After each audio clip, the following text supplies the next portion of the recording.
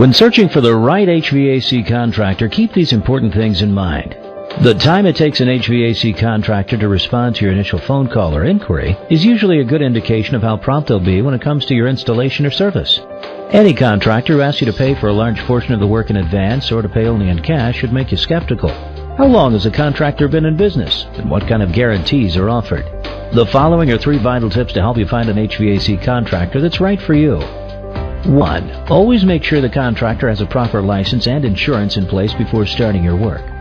2. A professional will always provide you with an itemized quote so you know exactly what product and services your HVAC contractor plans to provide. And 3. Always ask if they have online testimonials or positive reviews they could direct you to. There's more you should know about choosing the right HVAC contractor. The information we provide could save you time and money. Just visit our website or call us today.